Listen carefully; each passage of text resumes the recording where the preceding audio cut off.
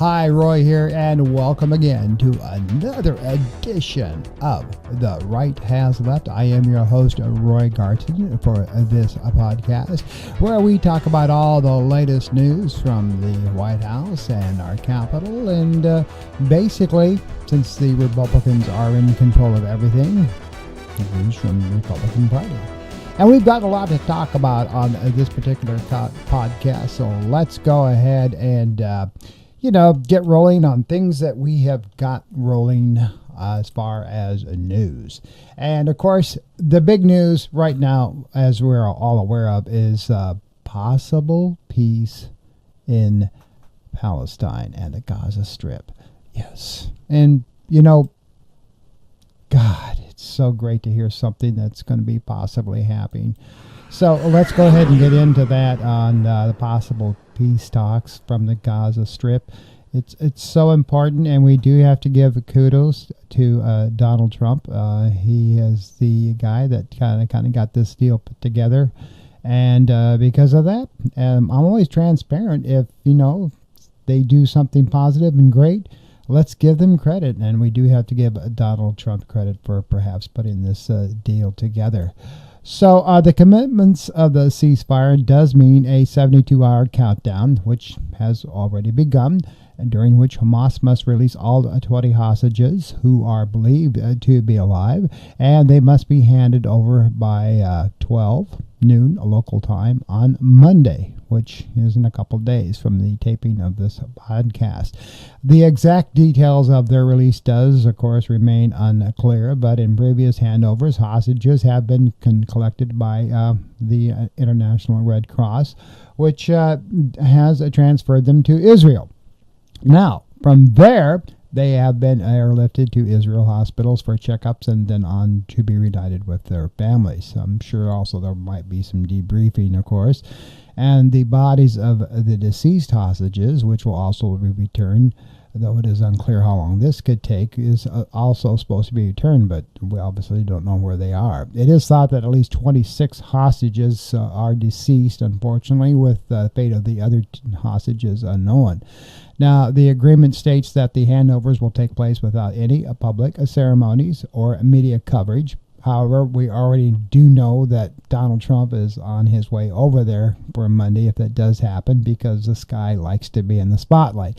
Even though we give him kudos for handling this negotiations and putting this deal together, Donald, of course, likes to always take credit for everything, and of course he's going to be over there, which, maybe he should be, maybe he shouldn't, that's your own opinion.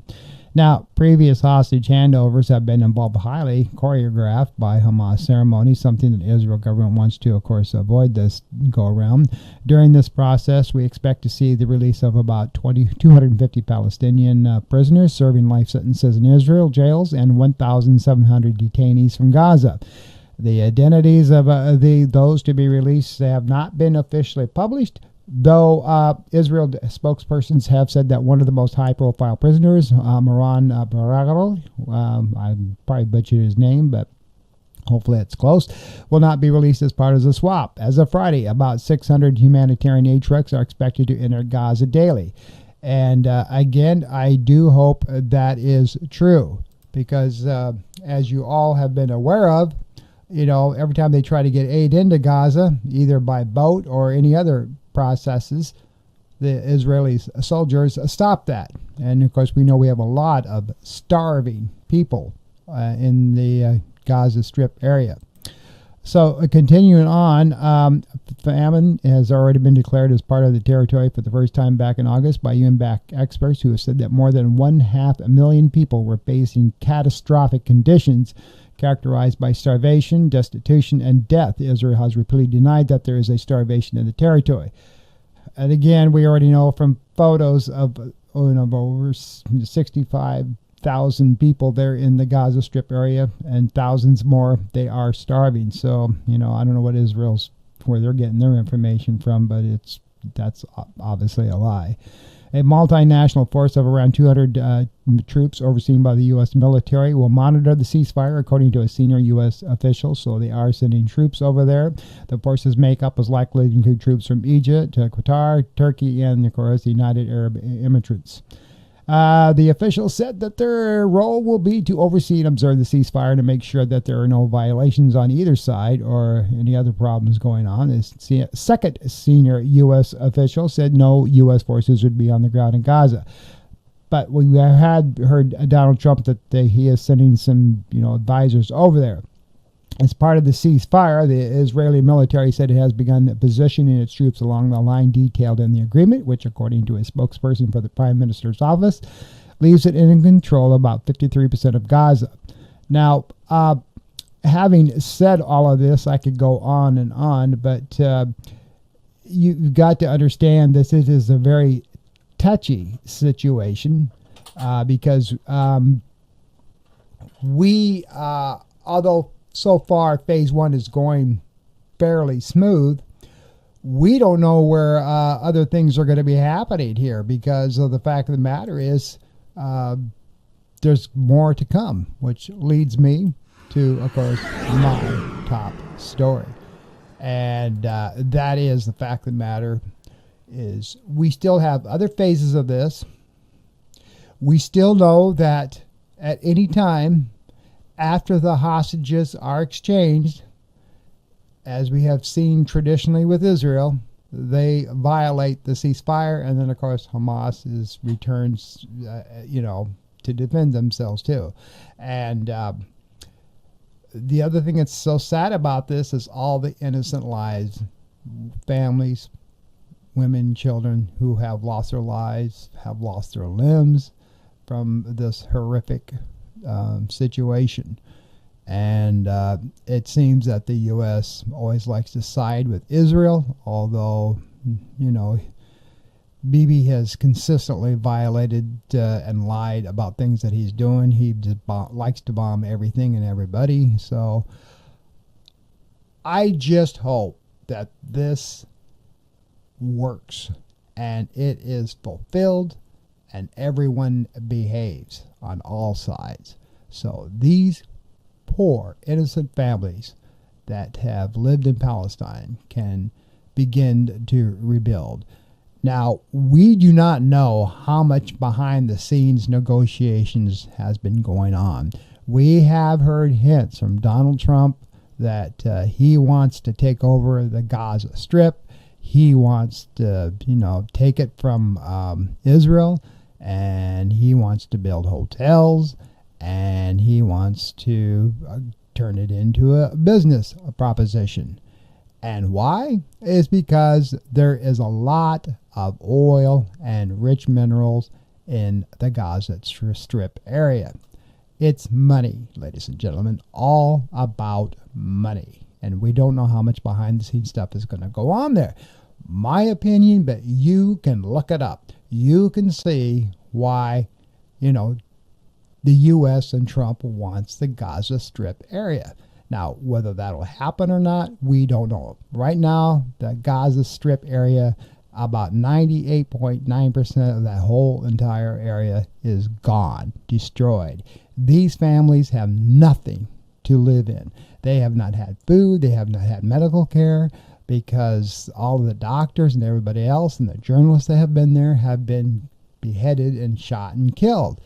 And no, not by Hamas. We'll just leave it at that. So we hope that this peace deal, in fact, does go through, and that these people can return to somehow to a normal life. So again, congratulations to Trump to getting this deal put together. We are beginning to start the processes of phase one, hostage returned, and then phase two begins. And phase two is going to be one of the most touchiest situations, because Israel is so much known for violating any peace agreements once they get what they want. So let's just hope and pray to God that it doesn't happen.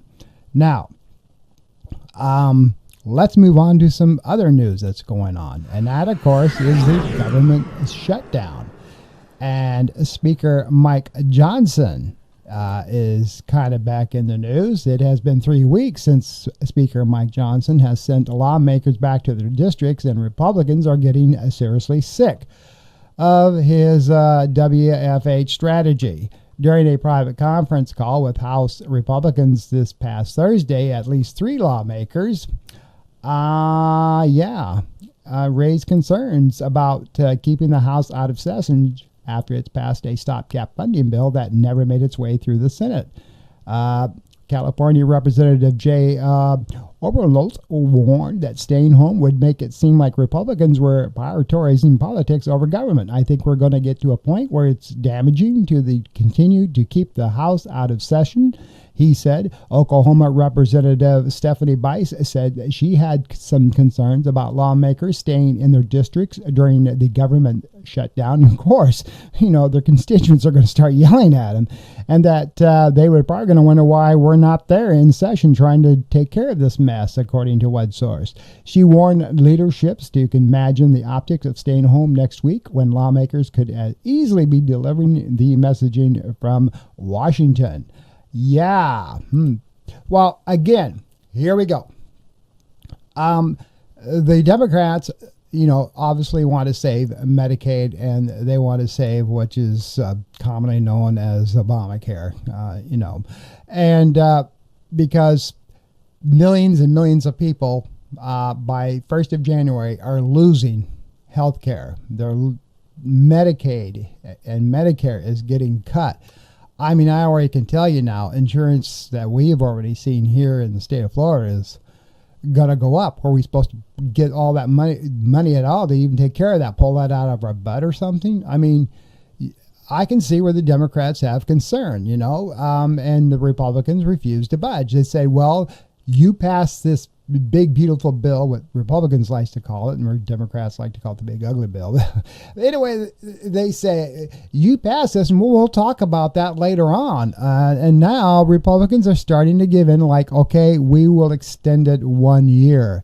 If that will make you happy, maybe we can do something there. And of course, the Democrats are saying, no, we want you to fully guarantee funding for the Affordable Care Act and Medicare and Medicaid. Not for 1 year, but you just make sure that's all taken care of. And the senators and the Republicans, Congress people, are saying, no, we can't guarantee that, but we might go a little bit with you. So we're going to have to see what happens here, because the fact of the matter is the longer this goes on, we're going to have more and more trouble. Now, as we're all fully aware now, the military is beginning to the point to where they're not going to get paid, and then it's just going to trickle on down. What's so sad about this is your House of Representatives and your senators, by God, they're getting paid, and they're getting their health care. And now it's going to get to the point to where their staff is not going to receive paychecks. But it's always been written in a long time ago that no matter what happens, and your congressional representatives and your senators are going to get paid. And this is what pissing people off, the constituents. All the federal workers, Trump's threatening to fire them and lay them off for eternity. And this is why the constituents are starting to raise stink against them, because they know they're getting paid. So we don't get paid, but you get paid. How fair is that? And the last thing that's going on now is the money for food stamps. That's drying up, and Trump's going, well, what am I supposed to do? Again, he gets paid, though, of course, so too. So this blame game going back and forth is just beginning to get a little sick. And I don't know where we're going to be going with this, but, something's got to break soon. And most people don't really, as far as the senators and your House of Representatives going back and forth, somebody's going to break soon. And it looks like the Republicans are starting to get defections. You've had 3 Democrats, kind of defect and say, let's get this bill done. And now you're starting to get Republicans starting to defect kind of towards the Democrats and say, let's get this bill done, because they are starting to feel the pinch. And, Mike Johnson's just sitting there, well, Donald Trump doesn't want this, and Donald Trump that, and Donald Trump. He is still very loyal. Like what Donald Trump says, that's, this is the way it's got to be. And It's basically a freaking joke is what it is. All right, moving on to other news. And that is the Nobel Peace Prize. This lady here has won the Nobel Peace Prize for 2025. And, good for her. Now, a little bit about the Nobel Peace Prize for 2025, besides, going to this fine lady from Venezuela. She has been keeping the flame of democracy burning amid a glowing darkness, and according to the Norwegian Nobel Committee on their press release, they did award it to Maria Corina Machado, this lady right here. She's receiving the Nobel Peace Prize for her tireless work promoting democratic rights for the people of Venezuela and for her struggle to achieve a just and peaceful transition from dictatorship to democracy. As the leader of the democracy movement in Venezuela, Maria Corina Machado is one of the most extraordinary examples of civilian courage in Latin America in recent times. Ms. Machado has been a key unifying figure in a political opposition that was once deeply divided, an opposition that found common ground in the demand for free elections and representative government. Ms. Machado has spoken out for judicial independence, human rights, and popular representation. She has spent years working for the freedom of the Venezuelan people. Ahead of the election of 2024, Ms. Machado was the opposition's presidential candidate, but the regime blocked her candidacy. In the past year, she has been forced actually to be living in hiding. Despite serious threats against her life, she has remained in the country, a choice that has inspired millions of people. When authoritarians seize power, that's kind of interesting, it is crucial to recognize courageous defenders of freedom who have risen and resisted. Democracy depends on people who refuse to stay silent, who dare to step forward despite grave risk, and who remind us that the freedom must have never be taken for granted but must always be defended, with words, with courage, and with determination. Maria Corina Machado meets all three criteria stated in Alfred Nobel's will for the selection of a Peace Prize laureate. She has brought her country's opposition together. She has never wavered in resisting the militarism of Venezuela's society. She has been steadfast in her support for a peaceful transition to democracy. And that's kind of interesting. You saw some of the words there about authoritarian country and stuff. Yeah. Now, she did. She knew Donald Trump was all pissed off because he didn't win it, and she actually took the time to reach out to him, and they actually both had a conversation. She did say, in many ways, this award goes to you. So she is a very kind lady, and trying to, keep Donald Trump in somewhat of a kind and happy mood, which is kind of funny. But congratulations to her for her award. And so Donald Trump, of course, he didn't win the award, and we're sorry about that.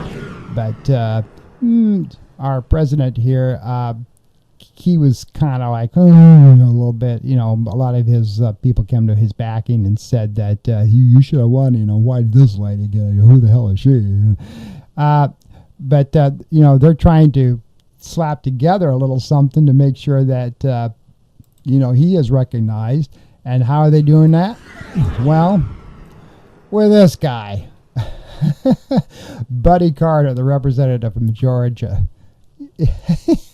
Yeah, if you could believe this, so here's what's going on with this guy. So they're working to slap together the next best thing, a resolution to get him a Nobel Peace Prize, which will never happen, of course. So he was on Fox Business yesterday on Friday, and he has said, that the government, instead of working on the government shutdown, he's walking around flapping his gums, and he and his colleagues are going to file a resolution to honor the president with a Nobel Prize. How they're going to grab one, or maybe they're going to make one, I don't know. But Carter told the network, that's why I'm introducing this resolution for a sense of Congress today that will honor him with the Nobel Peace Prize. If need be, we'll call for a discharge petition on that. I hope we can work with the speaker through and get it on the floor for a vote, he said. That would imply that congressional Republicans would have to rather scratch Trump's back than chip away at their actual jobs, which of course is getting the government back open. And, making sure that Trump gets recognition for the Nobel Peace Prize to him is more important than doing that. And swearing in Democratic Representative-elect, Latitia Reserva from Arizona. She is still not put into office yet. She is the Democratic representative for her district in Arizona, and she still has not been sworn in. Why? Because she is the 128th signature needed for the Epstein files to get reopened, and that's why Mike Johnson will not swear her in. He is stalling and stalling and stalling and stalling. He knows what's going to happen when he swears her in. And she's got her staff ready together. She's ready to move into her office. She has been duly elected. Yet Mike Johnson goes, yeah, because he knows what's going to happen. So, and here's the other thing. Speaking with reporters on Friday, the Norwegian Nobel Committee chair talked about why Trump did not win this.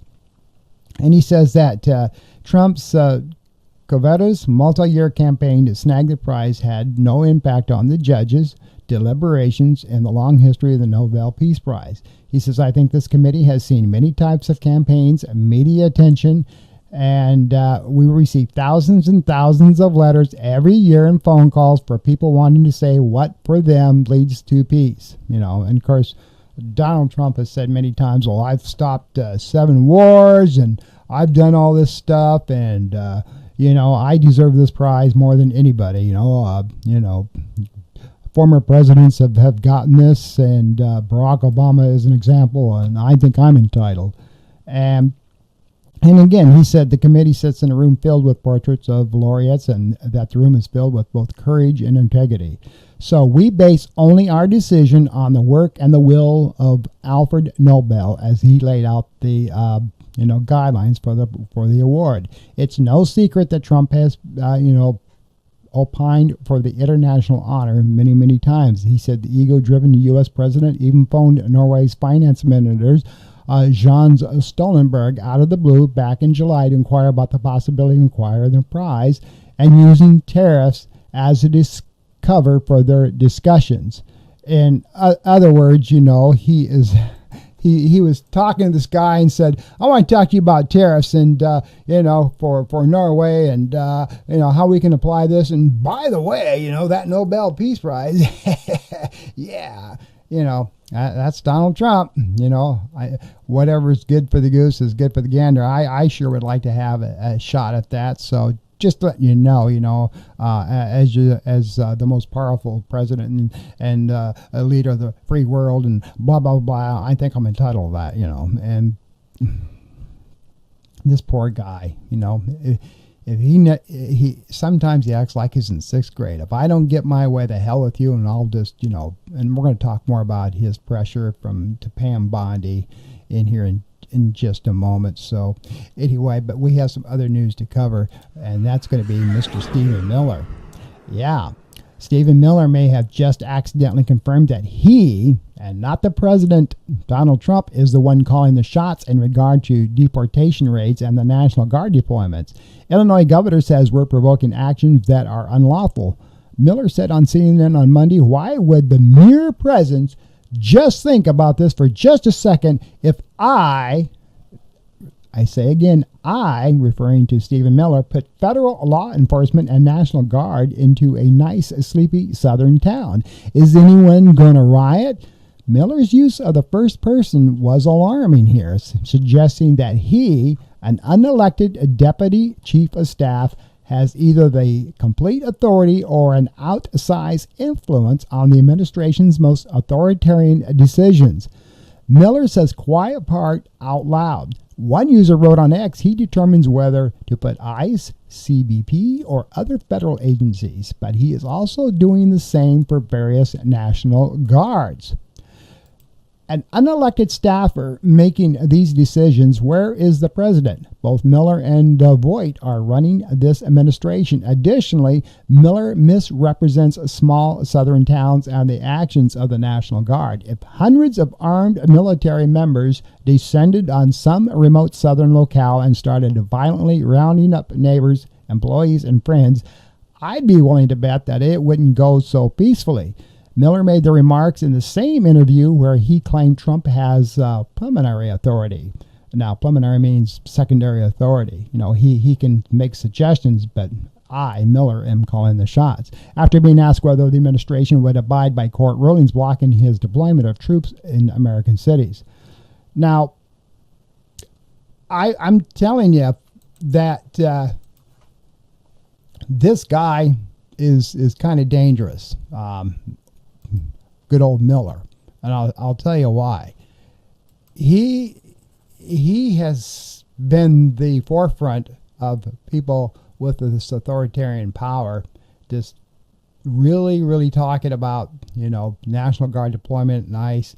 He is a guy that is kind of making the U.S. look like, you know, 1939 Germany. He's very vocal. He's very stern. He's angry. He likes to throw his force around, and Donald Trump, for whatever reason, just lets him do that too. Now, again, according to what I just read there, you know, it's god awful strange, and it's scary how this guy has gotten so much power when he's not even an elected official. He's an appointee, but he's also one of the strong Project 2025 people who are making sure that everything that has been outlined on that is coming to, you know, happening proof, and it's being deployed, and it is scary. I'm the first one to tell you, you know, this guy, he is he's dangerous. There's just no other way of putting it, you know. And Stephen Miller's a guy that you need to watch. And I do often wonder, you know, if he has more power than the president himself. Yeah. Interesting. All right. In other news that's breaking, and this is what's kind of pissing off some of the MAGA supporters, the Trump administration's approval of Qatar as Air Force Base in Idaho isn't popular with either of the Americans' political parties. Department of Defense Secretary Pete Hegseth announced the forthcoming Qatar Emery Air Force Base at America's Heartland Friday morning, thanking the Middle Eastern nation for playing a core part in negotiating the ceasefire between Israel and Palestine. Mountain Home Air Force Base will host Qatar's F-15 fighter jets and pilots and allow Qatari forces alongside American troops for F-15 pilot training. And they're also going to build a huge facility there.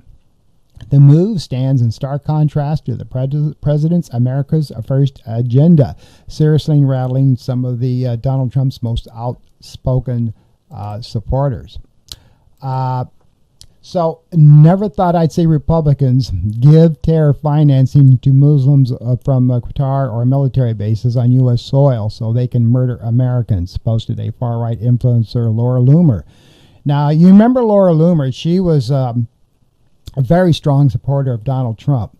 And she was like mysteriously always kind of hanging by his coattails during the, you know, his pre-election run for his second term. And, you know, people were like wondering about Laura Loomer because she's like kind of way out there. And, you know, she's always kind of operated as Trump's informal loyalty enforcer clear back since August. And I don't think I'd be voting in 2026. I cannot in good conscience make any excuses for the harboring jihadis. This is where I draw the line, she wrote. Other conservatives were also left bewildered by the seemingly nonsensical decision. What's the strategic rationale for this?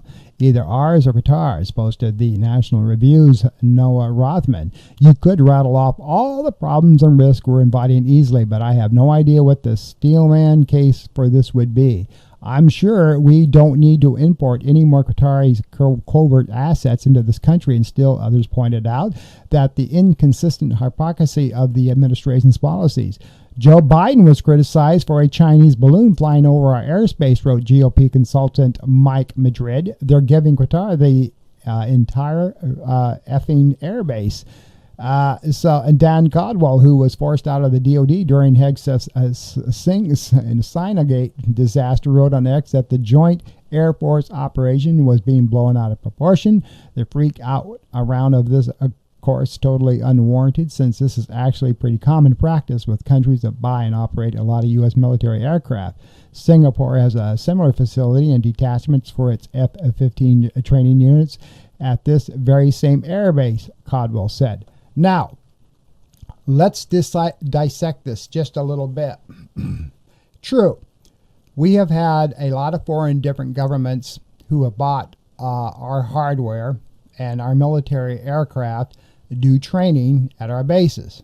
Here in Florida, at Patrick, what used to be Patrick Air Force Base, now it's the Space Command. Regardless, there are, I have often seen, foreign pilots and civilians and things like that who are under contract with U.S. government, DOD, at Patrick. So that part is true. It's not a big secret. We have done that. But what people are very eyebrow raising about with this particular case is the history with Qatar and, their ties with, a lot of Mid-Eastern radicals, including Hamas. The other thing that raised an eyebrow here is the huge gift they gave Donald Trump in the form of that Boeing 747 aircraft that is now being retrofitted in Texas as they go through and take out, making sure that there's no secret stuff on there on that aircraft they gifted to Donald Trump, which technically is a little illegal for him to accept, but nobody's saying anything or doing anything about it, and that's going to be the new Air Force One. And that thing will probably not be done until he's almost out of office because of the billions of dollars it takes to turn that into a Air Force One jet aircraft. And he's already said when it's all done, he's taking it with him to Florida for his, his presidential library and stuff. So I don't understand all of this. He's not going to give it back to the U.S. And even though it's supposed to be a United States Air Force military aircraft, that's going to be something to see what's going to happen to that aircraft when he leaves office. But again, big gift, millions and millions of dollars in that thing. And then now you see this. So I'm not saying anything like that has any ties to that. It's just an interesting discussion to think about why all of this is going down and why, you're seeing a Middle Eastern country like this that does not have a very friendly backstory being able to do all this. So you can't blame having the eyebrows raised about that, folks, because we all know what's going down there. So, and other breaking news, of course, New York Attorney General Latitia James has been indicted on a fraud charge following a mortgage fraud investigation. This case involves an error she said she made on a mortgage form. James says she made a mistake while completing the paperwork, but immediately corrected it and did not deceive anybody, including the lenders. She denies any wrongdoing and calls the fraud case baseless. And I can go along with that. And now, as you're fully aware, is, there have been so many attorney generals in East District and other lawyers who have looked at her case, as well as looking at this guy's case, James Comey, who is also being prosecuted by the same lady. And that is, and we'll get to her in just a moment because that's also interesting. But, James Comey, they looked at his case too and said the same thing. There's nothing there. A lot of people have looked at James as well as Comey. And, he's heading to trial in January, as all fully aware of. And for his charges, of course, is lying to Congress. And his team's plans to put the prosecutors, and specifically President Donald Trump's handpicked interim U.S. attorney. Now I'll go ahead and put her up because you gotta check this out. This is Lindsay Halligan. Again, you can see why Trump picked her along with other blondes that you see that immediately kind of come under his realm of, you're doing a good job at a boy type of thing, at a girl if you want to say. But anyway, this lady here, she has zero, and I mean zero experience. And she's also an interim hand-picked U.S. attorney. And that is because nobody else, they either resigned or refused to even bring to trial or prosecute James or Comey. So Trump said, get the hell out of here, then I'll find somebody that will. Because as you're fully aware of, as you look at this, this private text that was supposed to go to Pam Bondi and it somehow got public, whether he made a mistake or not, as you can see from this, he wanted James and Comey to all go down. He was pissed off about it. And that's going to come back to bite him in the butt and bite specifically Lindsay Halligan in the butt because, that is illegal to selectively prosecute people just because you don't like them. So it'll be interesting to see if any of this stuff how far it'll go. Now, getting back to Comey, on the defensive side, as outlined in court on Wednesday, he will focus on attacking Halligan's authority as a U.S. attorney of the Eastern District of Virginia as part of the efforts to convince the court to dismiss the charges against him. The coming challenge to remove Halligan from the case is just one in a wave of recent criminal defense lawyers around the country calling into question Trump's use of top prosecutors who haven't been confirmed by the Senate. Some of those challenges have been successful. Halligan may make the Comey case especially vulnerable in that she was the only prosecutor to take the indictment through a grand jury and was sworn in by the administration to lead her office just days before. A challenge for Halligan, Comey's defense attorneys are likely to argue that she can't serve as interim U.S. attorney because that position hit its 120-day limit. Also, they may say Halligan's new role does not appear to be fit to expectations for appointments to such vacancies. Under the law, she is not Senate confirmed, nor is she someone who has been employed in Justice Department positions for at least 90 days. Halligan was serving in the White House and has never been a prosecutor. The Justice Department will have an opportunity to argue in court to defend Halligan in early November. This was a big week for the Department of Justice.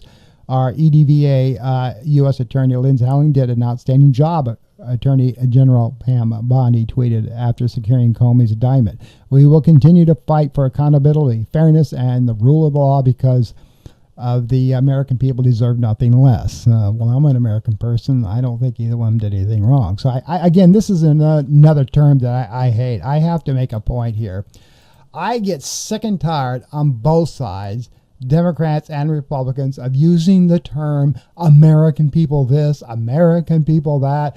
I know that, the American people deserve, there are thousands of us here who are American people who disagree with these statements. I don't know why they just don't say, there are many in our party line. That would be a better phrase, on both sides, Democrats and Republicans. The people on our party side or who represent our party deserve. Why don't you say that? This god-awful catchphrase, the American people, is sickening because it doesn't, thousands of American people, millions of American people on both sides may or may not agree. And when they say American people, it makes them think that everybody agrees with your statement, be it Democratic or Republican. And by God, we don't. So quit saying American people. It's better to say, our party thinks this or our party agrees with this. I know that's nitpicking, but God, that's just as bad as saying our thoughts and prayers, are with you. It's so god dang, it's just, these politicians that say, well, our thoughts and prayers are with you. And, no, they're not. It's same thing with American people. But getting back to what I was stating, So this legal commentator was saying that had been writing the National Review about why he thinks Halligan, who signed off on Comey's indictment, doesn't have prosecutional authority. A lot of people think that. And so you just got to read between the lines. I think both of these cases are going to have a huge uphill battle of even getting anywhere. And to wrap things up on this edition of The Right Has Left, a federal judge in Oregon on Sunday temporarily blocked Donald Trump's administration from sending any National Guard troops to Oregon. And this is not only Oregon, but a federal judge also blocked sending any troops to Chicago. So this is kind of interesting. You know, again, going back to Stephen Miller and his authority to send these troops in because they want to clean up all the illegal immigrants that are running around and making sure people behave, this authoritarian thing of his. Well, we thank God we have federal judges who may disagree with him. So they're not going to be going to Portland, Oregon in the near future, and they're not going to be going to Chicago in the near future. Now, the ruling by U.S. District Judge Karen Yamuk followed the Trump administration's decision to call in troops from California and Texas. And speaking of California, Governor Newsom, boy, he just really blasted Donald Trump on this, using his troops to federalize them to send them to Oregon, you know, and again, they got shot down. And it's pretty interesting how this is all going down. So anyway, these troops are not going anywhere in the near future. And that's my edition on this particular podcast of The Right Has Left. I hope you enjoyed it. Next week, and I'll bring you more breaking news as it occurs. Again, congratulations to Donald Trump for brokering this deal for peace in the Middle East, specifically the Gaza Strip and Palestine, and allowing the Palestinian people to finally get home.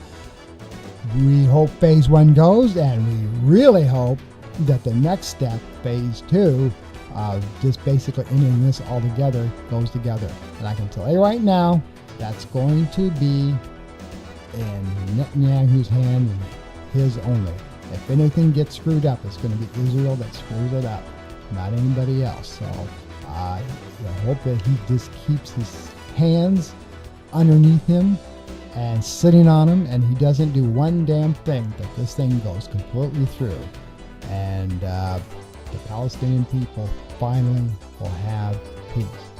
Until next week, this is Roy Garden for The Right Has Left. You try to have a good week. Take care.